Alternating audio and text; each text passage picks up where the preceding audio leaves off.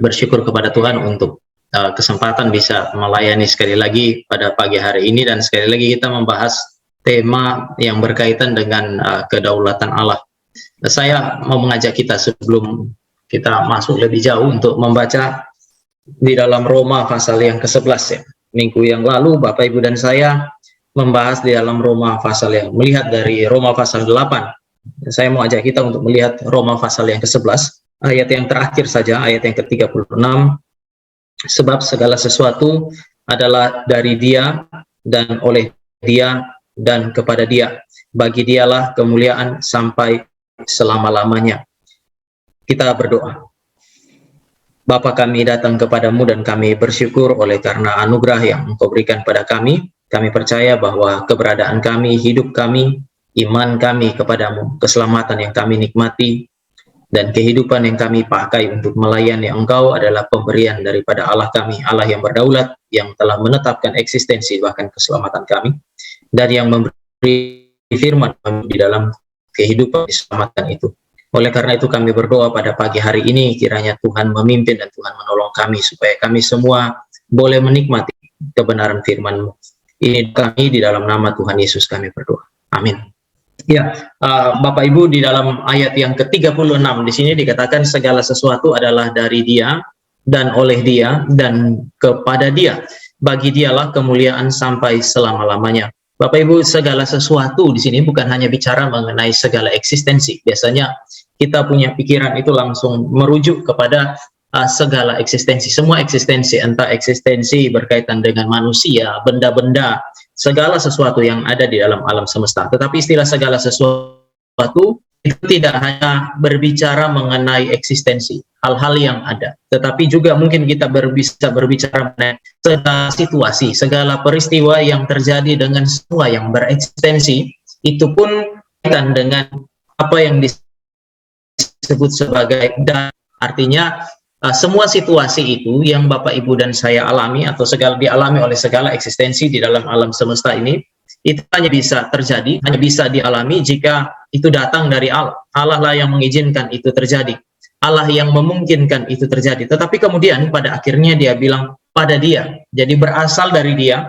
dan pada akhirnya tujuan akhirnya adalah kembali kepada Allah. Dan apa yang menjadi tujuan akhir? Di situ dikatakan bagi Dialah kemuliaan sampai selama-lamanya. Artinya segala sesuatu, segala eksistensi, segala situasi yang terjadi seharusnya dikembalikan untuk kemuliaan Allah.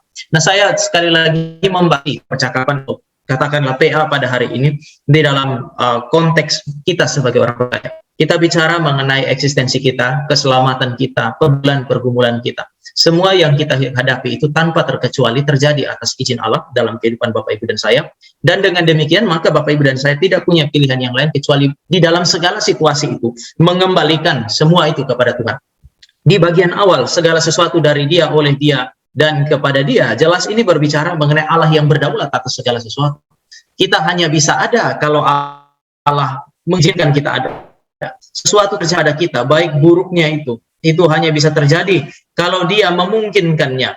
Tetapi tujuan akhirnya adalah kembali kepada Dia, dan adalah tanggung jawab Bapak Ibu dan saya untuk mengembalikan semua di dalam segala situasi itu untuk kemuliaan Allah. Oleh sebab itu, maka wajar kalau Bapak Ibu dan saya menemukan pasal yang ke-12 ayat 1 sampai dengan ayat yang kedua dan seterusnya, terutama ayat 1 ayat 2. Itu kan ayat yang sangat terkenal, bicara mengenai mempersembahkan tubuh, mempersembahkan hidup kita kepada Tuhan. Mengapa? Karena Allah yang berdaulat telah menetapkan segala sesuatu, termasuk kebertubuhan kita, kehidupan kita, oleh karena hadirnya jiwa di dalam tubuh itu untuk kemuliaannya. Maka mau tidak mau ada semacam Allah yang berdaulat itu memberikan semacam tanggung jawab kepada saudara dan saya untuk kemudian mengembalikan semua yang telah Dia berikan, Dia izinkan terjadi itu kepada Dia di dalam konteks mempermuliakan Dia. Saya mau ingatkan sedikit mengenai apa yang kita bahas minggu yang lalu terkait dengan prinsip dasar ini. Ketika kita bicara mengenai kekekalan, berarti bicara mengenai kedaulatan Allah, berarti kita bicara mengenai Allah yang telah menetapkan segala sesuatu baik itu keberadaan kita maupun situasi yang terkait dengan kita sejak kekekalan, dan dengan berdaulat atau dengan penuh otoritas, mungkin bisa dikatakan demikian. Allah telah menetapkan semua itu yang terjadi di dalam alam semesta tanpa terkecuali. Termasuk di dalamnya ketika Bapak Ibu dan saya bicara mengenai COVID-19, pandemi ini yang membuat Bapak Ibu dan saya bergumul, ini sesuatu yang tidak mungkin terjadi jika Allah setidaknya tidak memberi izin bagi untuk supaya itu terjadi. Nah, hal-hal yang natural seperti COVID-19, hal-hal yang spiritual, keselamatan kita, pergumulan-pergumulan Bapak Ibu dan saya tidak secara spiritual, itu hanya bisa terjadi di dalam penetapan atau izin Allah bagi Bapak Ibu dan saya. Dan pada akhirnya itu bermuara pada satu tujuan, yaitu kemuliaannya. Nah, ini berarti ketika kita bicara mengenai kedaulatan Allah, berarti kita bicara mengenai segala sesuatu ditetapkan oleh Allah. Dan yang kedua, kalau ini memang ditetapkan oleh Allah yang berdaulat, Allah yang bijak sehingga tidak mungkin gagal, maka saya percaya bahwa segala sesuatu yang terjadi di dalam kehidupan Bapak Ibu dan saya itu adalah bagian daripada penetapan Allah. Oleh karena itu, maka kita bisa bilang bahwa apa yang kita sebut sebagai penetapan Allah, kedaulatan Allah ini tidak dapat dibatalkan atau tidak dapat digagalkan oleh pemberontakan manusia. Nah, seringkali orang berpikir bahwa dengan memberontak kepada Allah, dia akan menggagalkan rancangan-rancangan Allah. Tetapi Alkitab memberi petunjuk sebaliknya. Minggu yang lalu saya mengajak Bapak Ibu untuk membaca Kisah Para Rasul pasal 4 ayat 27 dan 28. Di situ Pontius Pilatus, Herodes, bangsa-bangsa dari segala suku bangsa itu bersama-sama melawan Yesus Kristus yang diutus oleh Allah. Tetapi perlawanan mereka justru menggenapi apa yang dirancangkan oleh Allah. Bapak Ibu, kalau Bapak Ibu membaca di dalam di dalam Yohanes pasal yang ke-17, di dalam doa Tuhan Yesus bilang, aku sudah berdoa untuk mereka semua, selama aku bersama-sama dengan mereka, aku menjaga mereka. Siapa mereka? Di situ adalah murid-murid.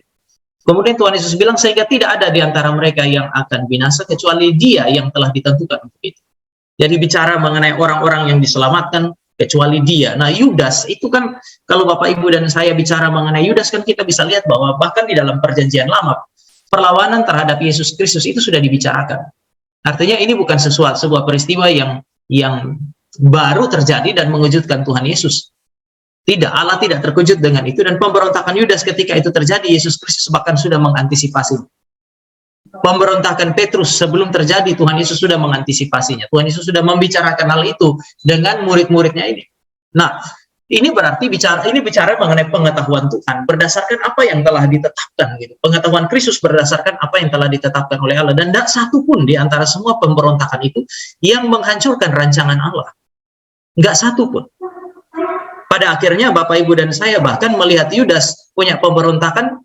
Meskipun kita bisa sedih karena itu ada di lingkaran terdekat Tuhan Yesus, namun pada saat yang sama Bapak Ibu dan saya lihat bahwa pemberontakan yang di belakangnya iblis bekerja. Dalam kitab Lukas, Tuhan Yesus bilang, inilah kuasa kegelapan itu. Iblis bekerja di balik setiap rancangan jahat itu. Tetapi Bapak Ibu dan saya menemukan bahwa rencana Allah lah yang terjadi, rencana Allah yang tergenapi.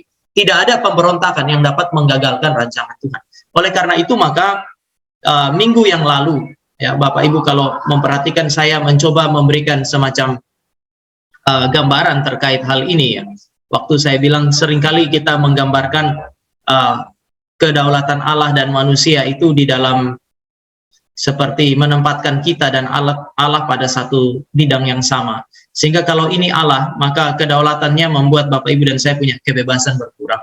Sebaliknya kalau dia makin kurang berdaulat, maka kita akan menjadi semakin bebas. Saya kira kita tidak bisa lihat konteks Allah berdaulat dan manusia yang berada di dalam konteks kedaulatan Allah ini dalam gambaran seperti ini. Mungkin Bapak Ibu dan saya, meskipun ini terbatas, Bapak Ibu, kita bicara ini Allah dan kedaulatannya, mungkin ini kita. Ya kita mau kemana saja Bapak Ibu, kita bisa bergerak dengan bebas, tapi Bapak Ibu dan saya tidak pernah bisa menembus batas-batas yang telah ditetapkan oleh Allah sejak di dalam kekekalan.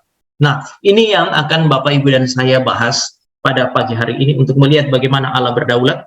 Apakah kalau Allah berdaulat maka dia merampas kebebasan kita? Kalau dia rampas kebebasan Bapak Ibu dan saya, maka Bapak Ibu dan saya tidak bisa dituntut pertanggungjawaban.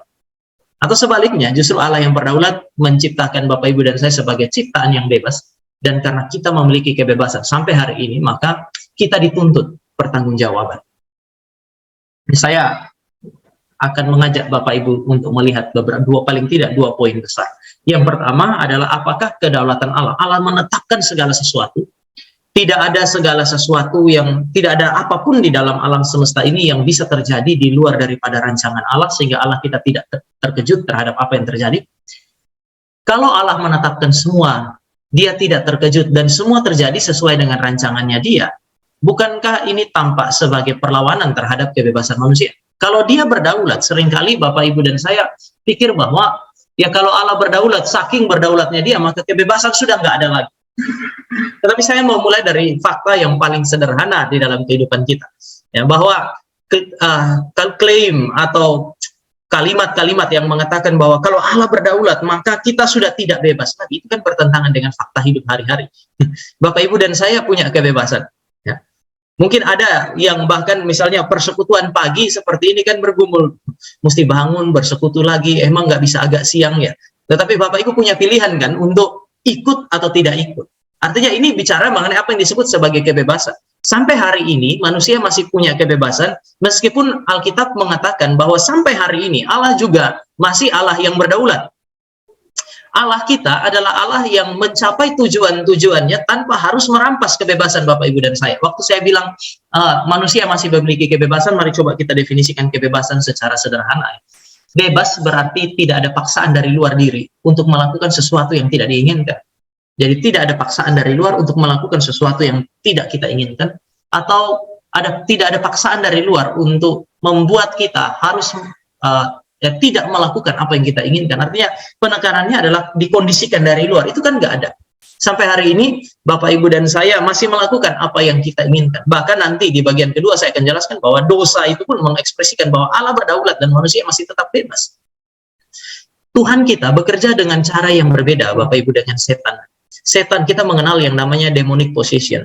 Ya, setan seolah-olah merampas kesadaran dan bekerja dari dalam diri manusia atau dari diri makhluk yang lain, sehingga ketika mereka berkata-kata itu bukan berasal dari pikiran mereka. Ya, Bapak, Ibu bisa lihat misalnya kesadaran orang dirampas waktu dirasuki setan, sehingga seorang gadis yang masih muda bisa bicara seperti seorang kakek yang tua dan seterusnya. Itu kenapa? Karena terjadi apa yang kita sebut sebagai dirasuki oleh setan, demonic possession.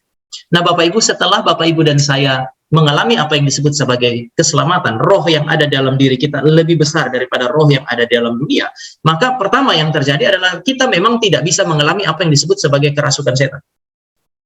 Karena roh Allah ada di dalam kita. Tetapi yang kedua, kalau roh Allah ada di dalam kita, berarti kita adalah milik Allah.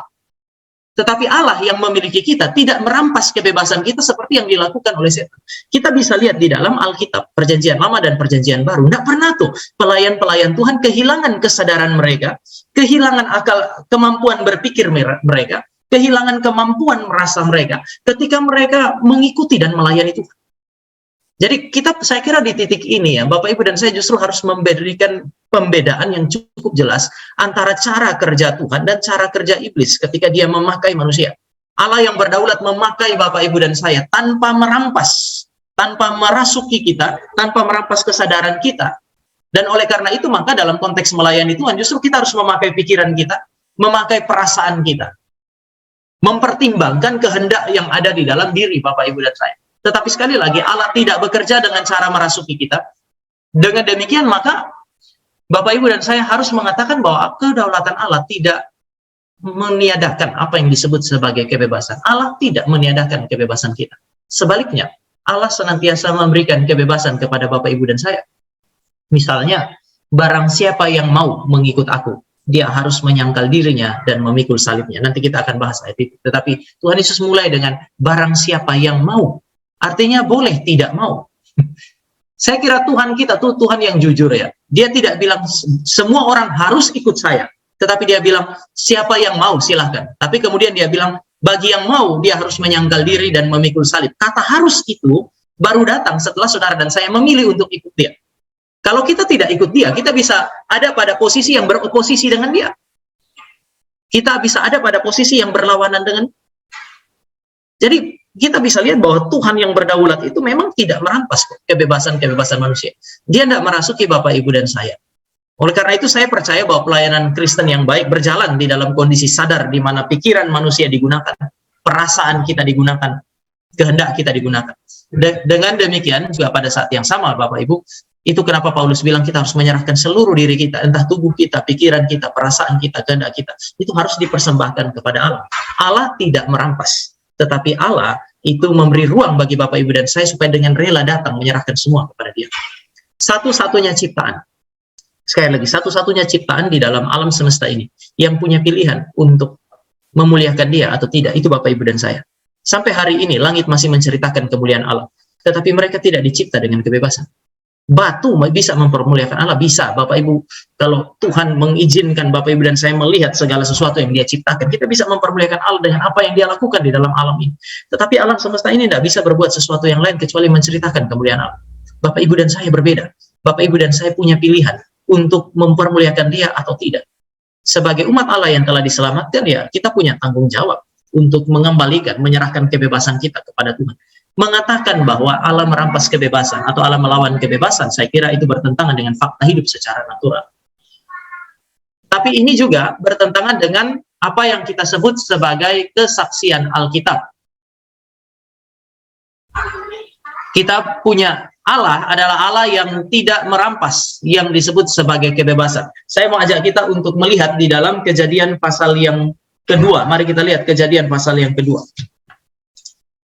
Kata bebas justru muncul di dalam konteks sebelum kejatuhan. Kadang-kadang waktu kita muda, kita menginginkan kebebasan. Waktu kita jadi orang tua, kita tidak ingin anak-anak memperoleh kebebasan. Seolah-olah kebebasan itu jadi jahat waktu kita jadi tua. Dan waktu kita muda, kebebasan itu sungguh amat baik. Tapi mari kita lihat Kejadian pasal yang kedua. Ya. Saya baca ayat yang ke-16 dan ayat yang ke-17. Lalu Tuhan Allah memberi perintah kepada manusia, semua pohon dalam taman ini boleh kau makan buahnya. Bapak Ibu bisa garis bawahi dengan bebas. Tetapi pohon pengetahuan tentang yang baik dan yang jahat itu janganlah kau makan buahnya, sebab pada hari engkau memakannya pastilah engkau mati. Ya, nanti di bagian terakhir saya akan jelaskan ayat 17, tetapi ayat yang ke-16 memberi petunjuk kepada Bapak Ibu dan saya bahwa kebebasan masuk dalam kategori sungguh amat baik. Ketika Tuhan menciptakan manusia, sebelum kejatuhan dalam dosa pasal yang ketiga, Allah menciptakan manusia lengkap dengan pikiran, perasaan, dan kehendaknya, dan oleh karena itu, maka Kejadian 1 ayat yang ke-31 waktu Allah mengatakan semua ini sungguh amat baik, itu berarti kondisi manusia ketika dia diciptakan itu sungguh amat baik. Dan juga berarti kebebasan yang dimilikinya itu masuk di dalam kategori sungguh amat baik. Oleh sebab itu sampai hari ini Bapak Ibu dan saya tidak menginginkan kebebasan dirampas. Tetapi yang saya mau ajak kita untuk pikirkan adalah kira-kira demikian. Bagaimana mungkin Allah yang menciptakan kebebasan sebagai sesuatu yang sungguh amat baik, itu kemudian membuang kebebasan Bapak Ibu dan saya. Meniadakan kebebasan Bapak Ibu dan saya. Itu sesuatu yang tidak mungkin. Kalau kebebasan itu baik, maka ketika dia berdaulat, dia sudah memberi kebebasan. Hari ini pun, dia tidak akan merampas, tidak akan meniadakan, tidak akan membuang sesuatu yang sungguh amat baik yang dia berikan dan yang dia ciptakan, dia taruh dalam kehidupan Bapak Ibu dan saya. Kebebasan itu hanya bisa terjadi, Bapak Ibu dan saya dapatkan jika Bapak Ibu dan saya punya pikiran, perasaan, dan kehendak. Kita bisa berpikir dengan sesuatu cara yang berbeda dari apa yang Allah pikirkan. Misalnya tadi di dalam Kejadian pasal yang kedua itu Tuhan bilang pada hari engkau memakannya pastilah engkau mati. Nah, kita bisa bandingkan dengan Kejadian pasal yang ketiga ayat yang ke-6. Di situ Hawa berpikir dengan cara pikir Tuhan. Tuhan bilang kalau kamu makan kamu akan mati. Mari kita lihat Kejadian pasal yang ke-6. Pasal yang ketiga ayat 6. Ayat 6. Perempuan itu melihat bahwa buah pohon itu baik untuk dimakan. Buah pohon itu baik untuk dimakan. Tuhan bilang kalau kamu makan, kamu akan mati. Hawa melihat buah itu. Istilah melihat di dalam bahasa Ibrani itu selalu mengandaikan berpikir, Bapak Ibu. Jadi tidak pernah orang Yahudi membayangkan melihat dengan pikiran kosong. Waktu mereka melihat, pasti mereka berpikir. Nah, istilah melihat mengandaikan dua itu. Itu sebabnya Bapak Ibu, misalnya juga dalam bahasa Inggris kan mirip. Waktu kita bilang I see, itu bisa berarti saya melihat. I see bisa juga berarti saya memahami. Demikian juga orang Yahudi ketika mereka menggunakan kata melihat. Sebab itu di dalam pasal yang ketiga ayat 6 di situ dikatakan perempuan itu melihat, tetapi juga dikatakan buah pohon itu baik untuk dimakan. Dia memikirkan sesuatu yang berbeda dari Tuhan. Tuhan bilang kalau makan maka itu mati. Perempuan ini memikirkan sesuatu yang berbeda. Justru dia mengatakan itu baik untuk dimakan. Tuhan kasih manusia perasaan. Dan Hawa merasakan sesuatu yang berbeda dari apa yang Tuhan sampaikan di dalam pasal yang kedua. Dia katakan di situ ayat 6, lagi pula pohon itu menarik hati karena memberi pengertian. Menarik hati. Perasaan dia digoda atau dikondisikan oleh buah yang dia lihat dan dia pikirkan itu. Baru kemudian di situ dikatakan diulurkan tangannya, diambil dan dimakan. yang saya mau katakan adalah kalau selama manusia masih punya pikiran, perasaan dan kehendak, maka Bapak Ibu dan saya mesti mengakui bahwa sampai saat itu masih ada apa yang disebut sebagai kebebasan. Karena kita masih bisa berpikir berbeda dengan firman. Kita masih bisa menghendaki sesuatu yang bertentangan dengan apa yang dikehendaki oleh Tuhan. Oleh sebab itu saya percaya bahwa orang yang berdosa dan menikmati dosa adalah petunjuk terkuat bahwa apa yang disebut sebagai kebebasan itu ada. Allah tidak merampas kebebasan. Kan Allah tidak memaksa orang untuk berbuat dosa. Ini pertama. Yang kedua, orang yang berdosa sendiri kadang-kadang menikmati dosanya. Kadang-kadang kan sulit kan Bapak Ibu ya, kita menginjili orang dan orang melawan kita dengan mengatakan, kalau kamu jadi Kristen itu tidak bebas. Coba lihat terlalu banyak hukum ini dan itu. Kalau kita mau bebas ya, sudah seharusnya lah kita meninggalkan agama yang seperti yang kamu punya, yang terlalu detil mengatur kehidupan manusia. Saya berapa kali menginjili mahasiswa Bapak Ibu karena pelayanan di Depok ya, dekat sekali dengan UI, lebih banyak bersentuhan dengan mereka, melayani mereka. Jawaban yang paling sering diberikan adalah, untuk apa beragama? Kalau beragama ada banyak hukum yang mengatur, menata kehidupan kami. Coba lihat, kami adalah orang-orang yang bebas, kami tidak diatur oleh apapun. Kalau saya bebas, saya bisa menikmati apa yang ingin saya nikmati. Nah, orang berbuat dosa dan menikmati dosa, bagi saya itu adalah petunjuk bahwa Allah yang mengizinkan kita, di dalam tanda petik, melawan kehendaknya Dia, itu tidak merampas kebebasan. Tuhan tidak selalu mencegah. Bayangkan kalau Tuhan merampas kebebasan Adam dan Hawa, sehingga mereka nggak bisa makan pohon itu. Mungkin salah satu caranya adalah, ya setiap kali Hawa mengulurkan tangan mengambil buah itu kena stroke dia, sehingga dia nggak pernah mengambil buah itu. Tetapi Bapak Ibu, itu berarti Adam dan Hawa akan hidup tanpa kebebasan sama sekali. Sampai hari ini manusia tua dan muda itu ikut demonstrasi menuntut apa yang disebut sebagai kebebasan. Kebebasan adalah sesuatu yang baik. Kebebasan yang baik itu memang diberikan oleh Allah kepada saudara dan saya, sehingga kita masih punya, sekali lagi, apa yang kita sebut sebagai pikiran, perasaan, dan kehendak. Sehingga pengajaran Alkitab yang mengatakan bahwa Allah berdaulat dan manusia bebas adalah pengajaran yang seharusnya Bapak Ibu dan saya bisa terima. Allah berdaulat, manusia pada saat yang sama bebas. Saya mesti akui juga bahwa ada keterbatasan bagi Bapak Ibu dan saya untuk memahami hal ini. Tidak ada pendeta, saya kira, yang tuntas memberikan penjelasan yang sedemikian. Tapi paling tidak, Alkitab mengatakan dua hal ini. Pertama, Allah berdaulat. Yang kedua, manusia bebas. Dan sampai hari ini, Bapak Ibu dan saya masih bebas. Tetapi, kebebasan selalu mengandaikan yang namanya tanggung jawab. Sekali lagi, kebebasan diberikan untuk menuntut apa yang disebut sebagai tanggung jawab. Mengapa dosa itu sesuatu yang serius? Karena ketika Bapak Ibu dan saya berdosa, berarti Bapak Ibu dan saya bukan hanya melawan hukum Allah, tetapi memakai kebebasan yang Allah berikan sebagai anugerah yang sangat besar itu. Untuk apa? Untuk melawan Allah. Memakai pemberian terbaik Allah untuk melawan Allah, itu kejahatan yang sangat besar. Mengapa Allah berkata bahwa kalau kamu makan buah itu, kamu akan mati. Kamu bebas, tetapi kalau kamu makan, kamu mati. Karena bukan persoalan makan buah apa kan, Bapak Ibu. Orang kadang-kadang anak sekolah minggu, atau mungkin bahkan kita masih suka cari-cari buah apa itu sebenarnya. Mungkin aja durian, Bapak Ibu. Mungkin aja buah-buah yang cukup enak untuk dilihat dan dinikmati hari ini. Tapi persoalan terbesar dalam Taman Eden itu kan bukan buah apa, tetapi tapi siapa yang memberi perintah dan apa yang telah diberikannya kepada manusia hari itu di dalam Taman Eden. Semua yang baik sudah diberikan, termasuk kebebasan. Tetapi manusia menggunakan itu untuk melawan Dia. Sampai kapanpun Bapak Ibu dan saya bisa mendefinisikan dosa sebagai pemanfaatan anugerah Allah untuk melawan Allah sebagai pemberi anugerah. Sampai kapanpun. Oleh karena itu dosa selalu merupakan dosa serius. Anak saya, waktu dia jalan sama oma-omanya, mereka jalan lalu kemudian dia cerita sesuatu yang ya sebagai orang dewasa kita tahu bahwa itu tidak benar. Lalu omanya bilang, Stefani, itu pasti tidak benar. Nggak boleh bohong dong. Lalu kemudian dia bilang begini, iya itu bohong, tetapi yang ini bohongnya kecil, sedikit. Kita sering kali mengkategorikan dosa itu sebagai dosa yang kecil, dosa yang sedikit, atau apalah itu. Tidak sama seperti orang lain. Tetapi pada dasarnya semua dosa adalah pemanfaatan anugerah Allah untuk melawan Sang Pemberi anugerah. Dan itu serius. Terutama di dalam konteks ini adalah kebebasan. Kita diberikan kebebasan, tetapi pada saat yang sama Allah menuntut kita untuk menaklukkan kebebasan kepada Dia. Oleh karena itu, maka seringkali Bapak Ibu dan saya kita seringkali mendapati ada poin yang kedua dan yang terakhir yang saya mau ajak Bapak Ibu lihat adalah Seringkali orang mengatakan bahwa kalau Allah berdaulat dan kita bebas, ya berarti seperti yang kamu katakan tadi, Tama, Tuhan tidak merampas kebebasan. Mungkin saya bisa melakukan apapun yang saya inginkan. Hari ini, Bapak Ibu bisa lihat ada pengajaran yang muncul di dalam konteks gereja-gereja hari ini. Poin yang saya taruh di atas sekali itu.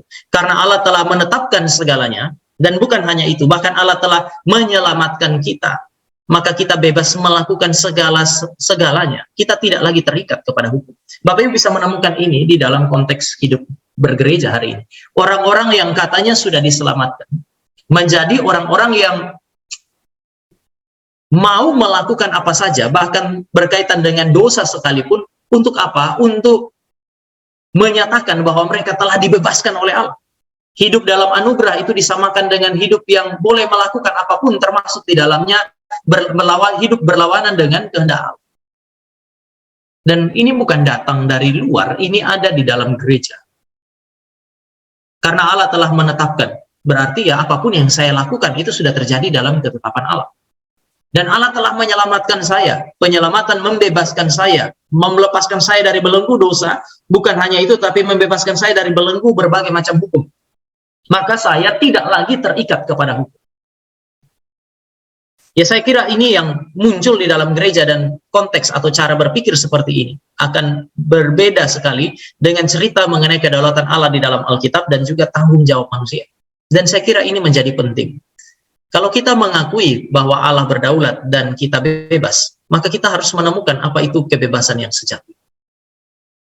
Saya mau mulai dengan tadi cerita mengenai Kejadian 2 ayat 16-17. Itu bercerita mengenai apa? Itu bercerita mengenai kebebasan yang sejati. Allah bicara mengenai kebebasan. Kata bebas pertama kali diucapkan atau pertama kali ditulis dalam Kejadian 2 ayat 16 dan 17. Dan Tuhan mengatakan bahwa semua pohon dalam taman ini boleh kamu makan buahnya dengan bebas. Dan saya kira itu bebas, benar ya. Tuhan nggak balik kalimatnya menjadi semua pohon dalam taman ini tidak boleh kamu makan buahnya kecuali yang di tengah itu. Wah, hidup itu terbatas sekali kalau hanya yang di tengah yang boleh dimakan.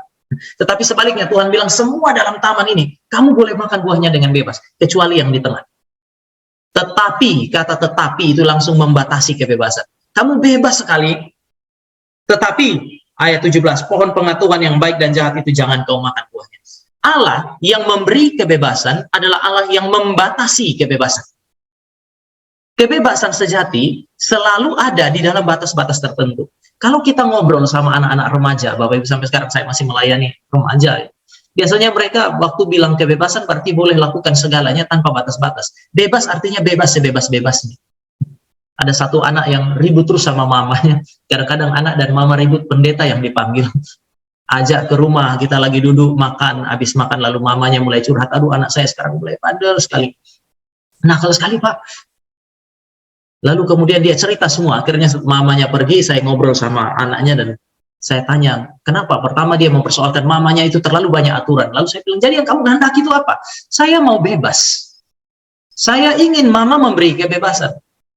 Lalu saya tanya beberapa hal yang menurut saya mamanya juga tidak merampas kebebasannya dia, tetapi ya namanya anak-anak. Lalu saya bilang, sebenarnya kebebasan seperti apa yang kamu kehendaki? Saya ingin bebas sebebas-bebasnya. Bebas tanpa batas. Iya dong, yang namanya bebas tuh Pak. Harusnya bebas sebebas-bebasnya. Lalu saya tanya, harusnya, haruskah mama kasih kebebasan yang kayak begitu? Dia bilang, iya dong, haruslah. Kalau harus berarti sudah nggak bebas lagi. Kata harus selalu membatasi kita punya kebebasan. Nggak ada itu nak. Nggak ada itu kebebasan sebebas-bebasnya. Ikan kalau mau bebas dia mesti ada dalam air.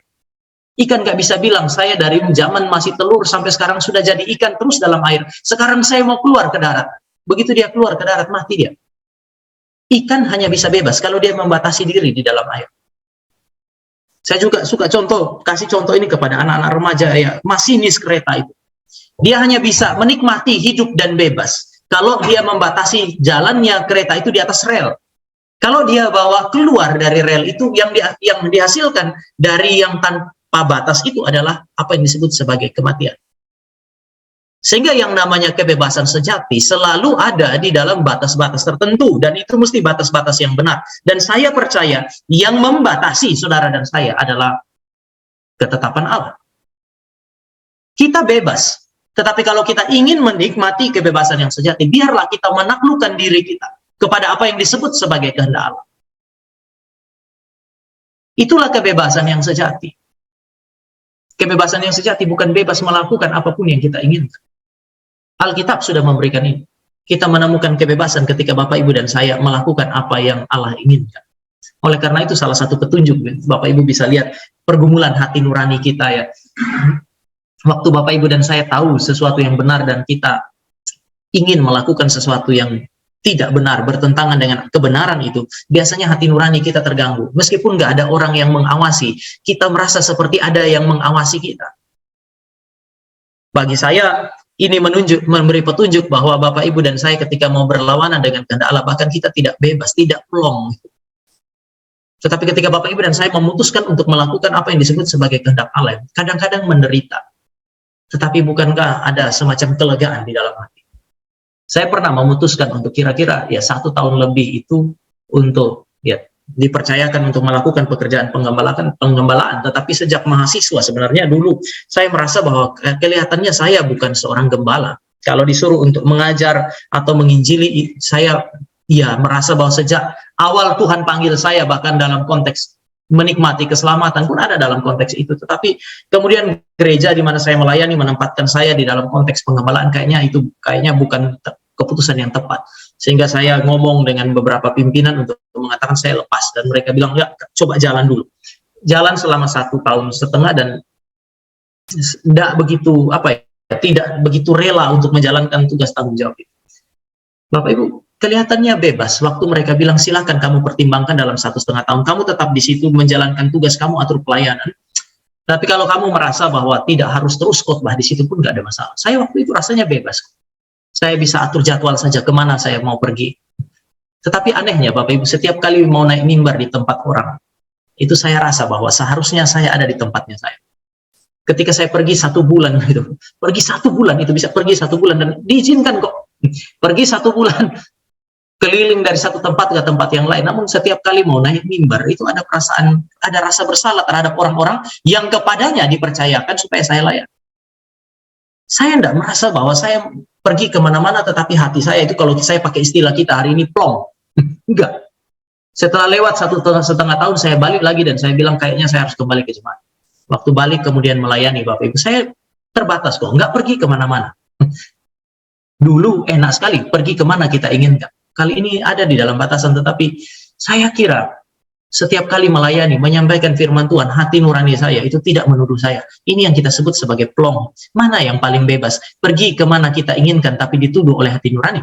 Atau kita mungkin terbatas pada tanggung jawab yang Tuhan percayakan kepada kita, tetapi kita bebas dari tuduhan hati nurani?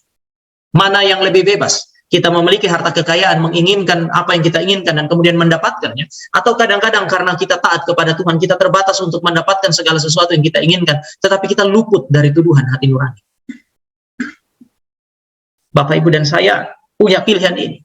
Sekali lagi, saudara dan saya bebas, tetapi Allah masih berdaulat. Salah satu bukti Allah berdaulat adalah Dia masih menuntut saudara dan saya, termasuk bukan hanya melalui firman, tetapi juga melalui hati nurani kita.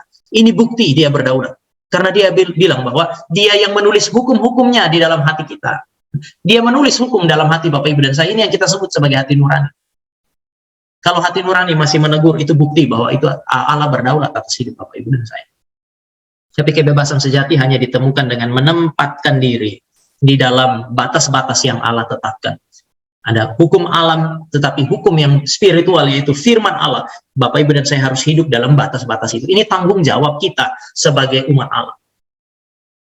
Yang kedua, kebebasan sejati ditemukan di dalam penaklukan diri, bukan pemuasan hasrat berdosa. Mari kita lihat Matius pasal yang ke-16. Tadi saya sudah sempat singgung ayat ini. Matius pasalnya yang ke-16.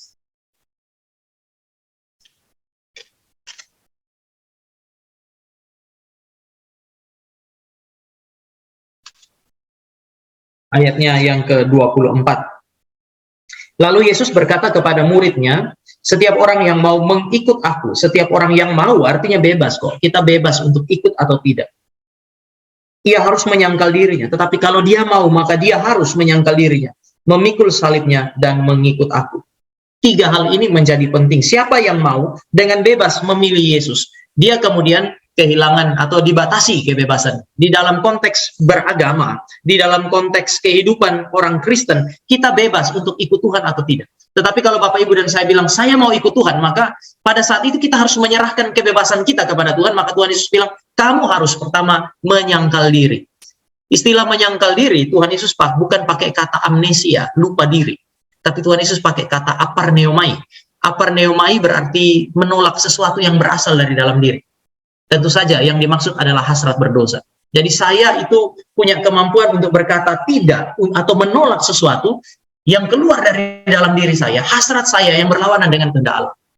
Jadi kebebasan itu tidak ditemukan pertama-tama di dalam kemampuan Bapak Ibu dan saya untuk mengatakan tidak kepada semua orang. Ya. Bapak Ibu datang kepada saya, kamu harus begini. Saya bilang tidak. Orang tua datang kepada saya, ngomong sesuatu, saya tolak semua. Dan saya mengatakan bahwa saya bebas. Tidak, itu bukan kebebasan yang sesungguhnya. Tuhan Yesus bilang, kebebasan yang sesungguhnya justru didapatkan ketika Bapak Ibu dan saya melihat bahwa kita sanggup untuk berkata tidak, bahkan kepada diri kita. Oh, ini orang yang paling bebas. Orang bebas bisa mengatakan tidak kepada orang lain. Tetapi yang paling bebas, itu sanggup untuk melawan dirinya sendiri. Artinya saudara dan saya tidak diperbudak oleh orang lain, tetapi bahkan tidak diperbudak oleh hasrat diri kita sendiri. Ini yang Tuhan Yesus mau. Kadang-kadang kita sering atau anak muda mungkin ya, bahkan mungkin kita sering bersembunyi di belakang kalimat ini. Inilah saya apa adanya. Saya memang dari dulu sudah begini. Dengan orang lain kita bilang terimalah saya apa adanya. Dengan diri kita ya sudah, kita tidak berjuang untuk melawan apa adanya kita yang tidak beres itu. Tapi Tuhan Yesus bilang, barang siapa mau ikut aku, dia punya tanggung jawab untuk menyangkal diri. Melawan hasrat berdosanya, keinginan-keinginan yang bertentangan dengan apa yang disebut sebagai kehendak Allah. Jadi kemampuan untuk menahan diri, kemampuan untuk membatasi diri dalam batas-batas kehendak Allah, inilah kebebasan yang sesungguhnya. Dan ini menjadi tanggung jawab Bapak Ibu dan saya, karena Yesus berkata harus di situ. Sebaliknya kalau kita tidak menginginkan ini, kita boleh berhenti menjadi orang Kristen, karena Tuhan Yesus bilang siapa yang mau. Tetapi kalau selama kita masih menginginkan kekristenan, Kristus menawarkan apa yang disebut sebagai kebebasan yang sejati, yang ditemukan di dalam penaklukan diri kita kepada kehendak Allah. Sekali lagi, banyak orang membayangkan kebebasan itu menaklukkan orang lain, menaklukkan institusi yang lain. Tetapi Tuhan Yesus menggambarkan kebebasan yang sejati di dalam penaklukan diri kepada kehendak Allah. Di dalam filsafat ada satu orang namanya Immanuel Kant. Immanuel Kant dia bilang begini, orang itu benar-benar menjadi orang yang otonom atau orang-orang yang bebas ketika dia sanggup untuk melawan hukum-hukum yang dia ciptakan sendiri. Jadi itu lebih terlalu teknis ya. Hukum-hukum, hal-hal yang dia katakan dia anggap baik, menguntungkan, tapi kalau dia demi melakukan sesuatu yang lain, dia lawan dirinya. Wah, itu kebebasan, itu otonomi yang sesungguhnya. Mirip dengan yang Tuhan Yesus bilang, saya menginginkan sesuatu yang berdosa. Siapa sih yang kalau dosa terjadi, Bapak Ibu dan saya mesti jujur ya, kalau dosa itu umumnya menawarkan kenikmatan. Sehingga ketika dosa itu ditawarkan, yang muncul dalam pikiran saudara saya adalah kenikmatan. Tetapi kalau saudara saya demi ketaatan kepada Allah, penaklukan diri kepada Allah, kita menaklukkan diri kita sendiri. Alkitab menyebut ini sebagai kebebasan yang sejati. Jadi isunya sekarang sudah bukan hanya kedaulatan Allah dan kebebasan, tetapi tanggung jawab Bapak Ibu dan saya. Menyangkal diri. Kemudian dia bilang, memikul salib. Salib tentu saja bicara mengenai penderitaan, tetapi bukan bicara mengenai semua macam penderitaan kan. Salib bicara mengenai penderitaan. Oleh karena Bapak Ibu dan saya menempatkan diri dalam batas-batas yang Allah tetapkan. Ya, semua orang punya tanggung jawab. Semua orang Kristen punya tanggung jawab untuk memikul salibnya. Ini bicara mengenai penderitaan yang mau tidak mau harus Bapak Ibu dan saya dapatkan, harus Bapak Ibu dan saya alami jika Bapak Ibu dan saya tunduk kepada kehendak Tuhan. Di salah satu cabang kami waktu mau pemilu kemarin, saya diminta untuk bahas mengenai kehidupan politik orang Kristen, dan kemudian saya menjelaskan mengenai bagaimana Yesus menggambarkan orang Kristen di ruang publik dengan seorang filsuf namanya Niccolo Machiavelli. Saya bandingkan ini. Setelah saya bandingkan, kemudian salah satu orang di jemaat itu, dia politisi, dia datang salaman sama saya, lalu dia bilang, Tama, saya lihat apa yang kamu jelaskan baik, Tetapi kalau saya benar-benar mau hidup sesuai dengan prinsip yang kamu katakan mengenai prinsip yang Yesus berikan untuk orang Kristen di ruang publik, mungkin saya akan kehilangan posisi politik saya. Kalau saya yakin Tuhan panggil saya ke dalam dunia politik, lalu saya kehilangan posisi politik saya, apakah ini kehendak Tuhan? Lalu saya bilang, Bapak tidak dipanggil untuk menduduki posisi politik, posisi tertentu di dalam politik. Bapak dipanggil ke dalam kehidupan dunia politik bangsa ini. Terlibat di sana, berkontribusi di sana. Tetapi panggilan Bapak bukan pertama-tama menduduki posisi itu. Sehingga demi menggenapi kehendak Allah, Bapak kehilangan posisi itu. Kadang-kadang itu menyakitkan. Tetapi inilah salib yang harus ditanggung orang Kristen di setiap bidang. Kita ada pada bidang yang berbeda. Tetapi ada masa di mana Allah di dalam kedaulatannya menetapkan Bapak Ibu dan saya masuk ke dalam kondisi-kondisi tertentu. Untuk apa? Untuk menguji apa sebenarnya yang saudara dan saya cintai. Allah kah? Firman kah? Atau justru kadang-kadang berkat yang dia berikan kepada kita. Dengan posisi yang kita punya, saya yakin ada anugerah, ada berkat yang dia berikan. Ada masa-masa Allah menguji, yang kita cintai ini berkat atau sumber berkat. Kadang-kadang dalam konteks menguji itu, Bapak Ibu dan saya harus menanggung salib. Kita setia kepada dia, kita besar kemungkinan kehilangan hal-hal baik yang sebelumnya kita nikmati. Saya kira ini bukan hanya ada pada posisi Bapak Ibu, kami pun sebagai hamba Tuhan juga ada masa-masa mengalami hal itu. Tetapi Tuhan Yesus bilang, siapa yang mau mengikut aku, dia harus menyerahkan kebebasannya, sehingga dia harus rela untuk menyangkal dirinya. Memikul salib, menyangkal diri, adalah proses yang harus dilewati oleh semua orang Kristen.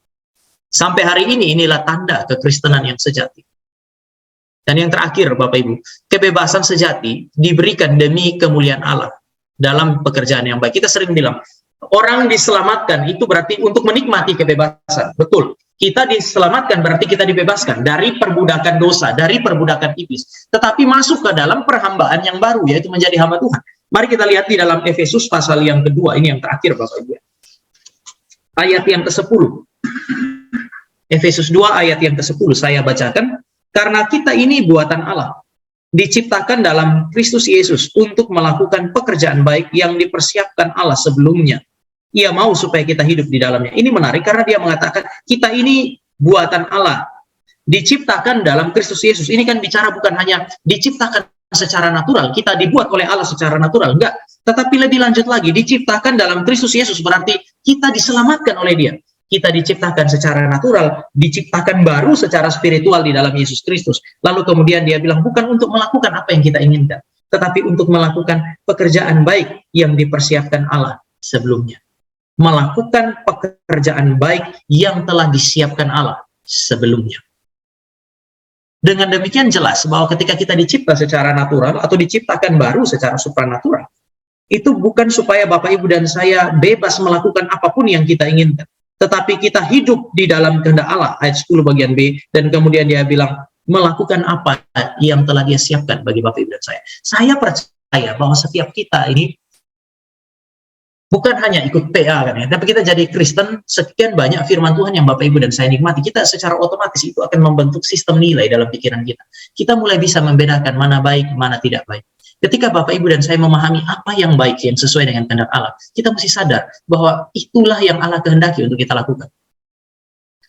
Sekali lagi, setiap kali Allah buka firman, itu yang menjadi kesulitan di gereja. Saya perhatikan kadang-kadang kalau khotbah mengenai keluarga, suami istri waktu dengar khotbah, kemudian ada satu atau dua, mereka sering itu sikut-sikutan. Seolah-olah mau bilang, no, dengar, no, itu buat kamu tuh. Kita sering dengar firman Tuhan, dan kemudian kita rasa itu cocok untuk orang lain. Seharusnya ketika Bapak Ibu dan saya mendengar firman Tuhan, kita memahami pertama-tama itu pengertian yang baik diberikan kepada kita. Artinya Tuhan membuka dirinya, membuka kehendaknya untuk Bapak Ibu dan saya, dan itu adalah pekerjaan baik yang dia tuntut bagi kita. Dia tuntut dari Bapak Ibu dan saya, sehingga kita harus melakukan. Kita Allah yang berdaulat dan yang menyelamatkan, memberi kebebasan sejati, itu tidak membebaskan kita dari tanggung jawab untuk taat. Tidak membebaskan kita dari tanggung jawab untuk hidup sesuai dengan firman dan kehendak. Sebaliknya, dia memimpin kita kepada firman dan kehendak. Kalau tadi saya bilang kebebasan ditemukan di dalam batas-batas yang ditetapkan oleh Allah, ya termasuk di dalamnya. Batas-batas yang dia tetapkan artinya arah yang dia berikan kepada Bapak Ibu dan saya. Saya mau tutup dengan mengingatkan Bapak Ibu dan saya, katakanlah ya, mengenai cerita mengenai orang kaya dan Lazarus itu. Orang kaya dan Lazarus itu kan cerita yang menarik. Sebenarnya kemudian dikatakan orang kaya itu digambarkan ada di dalam neraka, itu karena apa sih? Dosa apa yang dia buat? Bapak Ibu boleh baca di dalam Alkitab. Apakah pesta itu dosa? Tidak. Bahkan kehidupan dalam kerajaan surga berapa kali itu digambarkan sebagai perjamuan, kawin anak domba dan seterusnya. Artinya ada pesta di situ. Itu sukacita. Sehingga pesta itu tidak jahat pada dirinya. Yang menjadi persoalan adalah orang ini. Kan di situ ada orang kaya pakai pakaian ungu. Pada masa itu cuma dua kelompok orang ini paling tidak di dalam konteks orang Yahudi yang punya pakai pakaian ungu. Yang pertama adalah para bangsawan, seperti para raja. Yang kedua adalah ahli Taurat dan orang Farisi. Kemungkinan terbesar yang dimaksud Tuhan Yesus adalah yang kedua. Mereka di dalam Alkitab itu, mereka belajar Alkitab sehingga mereka kenal di dalam perjanjian lama yang namanya social responsibility. Kalau kamu masuk ke dalam negeri yang penuh dengan susu dan madu itu, orang miskin tidak akan pernah hilang dari sana. Ini aneh, karena itu negeri disebut negeri yang penuh dengan susu dan madu, negeri yang kaya, tetapi orang miskin nggak pernah hilang dari situ. Mereka tidak akan hilang, kata Tuhan. Kenapa? Supaya kamu belajar membuka tanganmu untuk menolong mereka. Jadi ada semacam Tuhan membuka kenyataan pahit di dalam satu bangsa, supaya orang-orang yang Tuhan berkati itu belajar untuk memberi, belajar untuk menolong. Orang Yahudi kenal ini. Hari ini kita sebut itu sebagai social responsibility. Yahudi kenal itu. Pemimpin-pemimpin agama yang berjubah ungu itu kenal itu. Kelihatannya dia nggak bikin dosa. Ini kan ciri khas orang-orang Farisi pada hari itu, yaitu mereka tidak terlihat sebagai orang-orang yang berbuat dosa. Tetapi Tuhan Yesus mau bilang bahwa ada satu hal kecil yang dia abai untuk lakukan, yaitu tanggung jawab dia terhadap siapa? Terhadap sesamanya yang bernama Lazarus. Bapak Ibu, kadang-kadang tanggung jawab kita kepada Allah itu mesti diekspresikan melalui pelayanan dan tanggung jawab kita kepada sesama. Saya bersyukur kita di sini, entah ada berapa, tapi tadi saya sempat lihat seratusan orang ada di sini. Sadarkah Bapak Ibu dan saya bahwa ketika Bapak Ibu dan saya ditempatkan di dalam satu komunitas yang seperti ini, Bapak Ibu ditempatkan dalam satu komunitas, seharusnya ini bukan hanya sebuah komunitas untuk belajar dan melayani bersama, tapi ini adalah komunitas untuk saling memperhatikan. Ada tanggung jawab bagi Bapak Ibu dan saya untuk memperhatikan orang yang ada di luar sana tentu saja. Tetapi Alkitab bilang kita mengasihi dan melayani orang-orang yang ada di luar sana, tetapi terutama saudara dan saya sebagai orang-orang Kristen, orang-orang percaya, harusnya saling memperhatikan, saling melayani satu dengan yang lain. Sehingga saya mau mengatakan bahwa kedaulatan Allah tidak meniadakan kebebasan. Tetapi kalau Allah memberi kebebasan, itu berarti Allah menuntut juga apa yang disebut sebagai tanggung jawab. Kita mesti menjadi orang yang bertanggung jawab. Makin mengenal Tuhan, makin mengenal firman, maka kita akan makin menjadi orang yang bertanggung jawab kepada Allah dan kepada sesama. Bukan makin kenal Tuhan, makin kenal firman, lalu kehilangan tanggung jawab melakukan apapun yang kita inginkan. Tidak. Makin kenal Tuhan, makin kenal firman, membuat kita makin bertanggung jawab kepada Allah dan kepada sesama. Mari kita berdoa.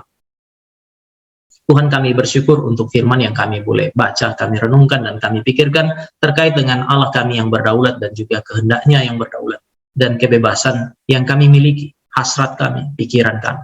Namun firman mengajarkan kepada kami bahwa kami punya tanggung jawab untuk menaklukkan diri kami sepenuhnya kepada Allah dan kehendaknya. Kiranya Allah kami menjadi Allah yang berdaulat dan menjadi raja di dalam kehidupan kami. Dalam nama Tuhan Yesus kami berdoa.